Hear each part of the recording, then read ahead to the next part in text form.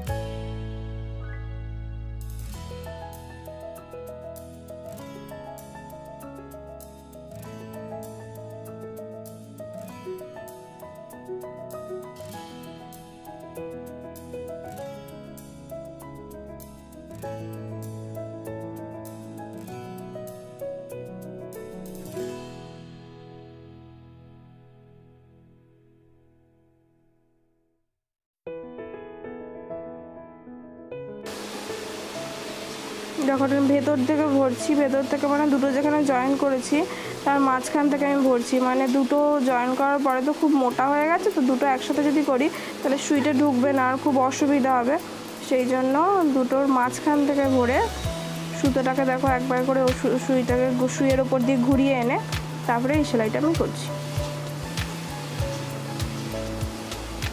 এইভাবে পুরোটা চারদিক সেলাই করে নেব একদম সুন্দর করে।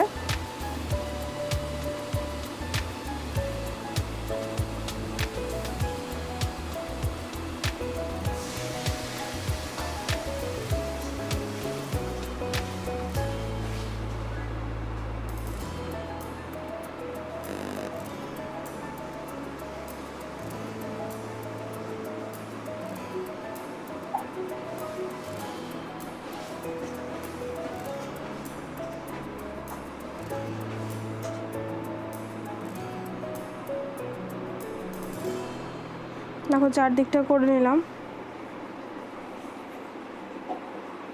এবার এখানে একটা গিট দিয়ে দেবো।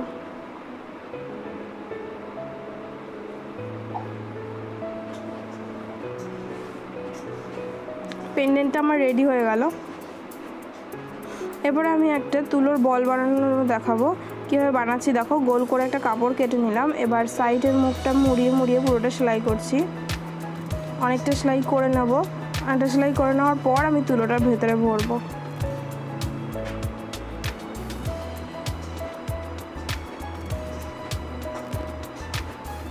পুরোটাই মুখটা ভাঁজ করে করে সেলাই করছি।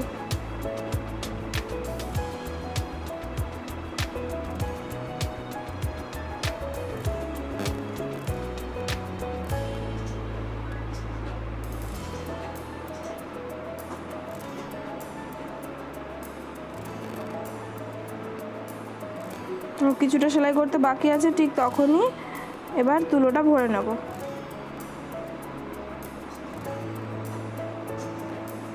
একটু বেশি করে তুলো ভরবে, নাহলে কিন্তু ওটা ঠিকঠাক করে গোল হবে না, ফাঁকা থেকে গেলে ওটা গোল মনে হবে না, দেখতে ভালো লাগবে না খুব একটা, ওই জন্য তুলোটা একটু বেশি করেই ভরবে।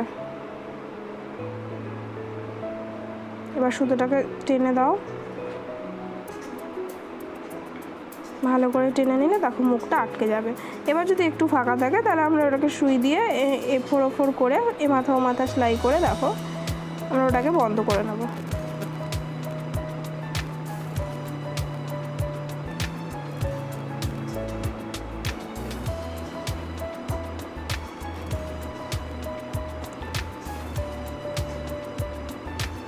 এবার ওটাকে গিট দিয়ে সুতোটাকে কেটে নেবো। দেখো আমাদের তুলোর বল রেডি হয়ে গেল তুলোর বল একটা। ওটাকে ভালো করে তুলোগুলোকে ছড়িয়ে দেবে। এবার আমরা দেখো দুটো তুলোর বল বানিয়ে নিয়েছি, দুটো সাদা রঙের বানিয়েছি, দুটো বাটিকের বানিয়েছি, আর লাল রঙের দুটো ছোট ছোট বিডস নিয়েছি। ওটাকে গিট দিয়ে আগে লাগিয়ে নিয়ে এবার ওইগুলো বলগুলো গাঁথবো। দেখো সাদা বলটাকে গাঁথলাম, তারপরে মেরুন কালারের বিডসটা গাঁথলাম। আমি এটা ফেব্রিকটার সাথে ম্যাচিং করে নিয়েছি, আর এটা যে কালারের পেন্ডেন্ট মানে বাটিকের মেরুন কালারের সেই কালারের একটা বল বানিয়েছি, আর একটা সবুজ বল, এটা কাটন বল, সবুজ কাটন বল গেঁথে নিলাম। আর এটা টুইস্টেড রোপ বানানো আমি আগেই দেখিয়েছি, যারা দেখোনি মিস করে গেছো বা জানো না বানাতে তাদের জন্য আমি লিঙ্ক দিয়ে দেবো ডেসক্রিপশান বক্সে, তোমরা দেখে নিও টুইস্টেড রোপ বানানোর টিউটোরিয়ালটা।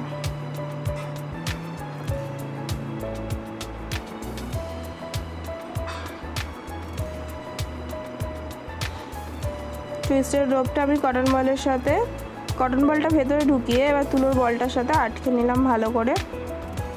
দেখো এই পাশটাও ঠিক সেম একই রকমভাবে করেছি। এবার টুইস্টেড রোপটার যে মাথাটা থাকবে ওইখানটা গিট দিয়ে তো নিয়েছিলাম আমি আগে, পেছনটা যাতে দেখতে সুন্দর লাগে তার জন্য আমি এরকম ত্রিকোণ মাপের একটা কাপড় কেটে নিয়ে সেটাকে দেখো সেলাই করে দেবো। তো এই সেলাইটা আমি আগেও দেখিয়েছি, একটা চোকারে দেখিয়েছি, তোমরা যারা দেখেছো তারা বুঝতে পারবে।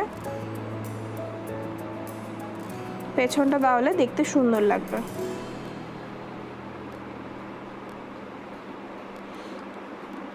তোমরা এই ধরনের কিছু লাগানোর আগে কিন্তু গিট অবশ্যই দিয়ে নেবে দড়িতে গিট দিলে কি হয়, তাহলে আর খুলে আসার চান্সটা থাকে না। এবার দড়িটার সাথে একটু ভালো করে সেলাইটা করে নেব। দড়িটার সাথে ভালো করে সেলাই না করলে যদি বাই চান্স খুলে আসে তখন প্রবলেম হবে। ভালো করে সেলাই করলে সেটা আর খুলে আসার চান্স থাকবে না।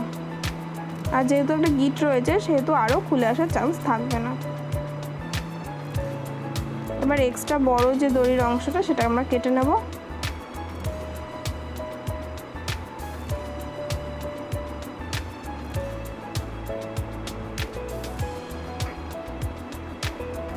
এবার এটাকে সোজা করে দিলে দেখো খুব সুন্দর দেখতে লাগবে পিছনটা। এক্সট্রা জায়গাটা আমি কেটে নেব। দেখো পেছনটাও খুব সুন্দর দেখতে হয়ে গেল। তো কেমন লাগলো কমেন্ট বক্সে জানাও, আর প্লিজ আমার ভিডিওটাকে লাইক করে দাও। আর যারা নতুন তারা অবশ্যই সাবস্ক্রাইব করবে।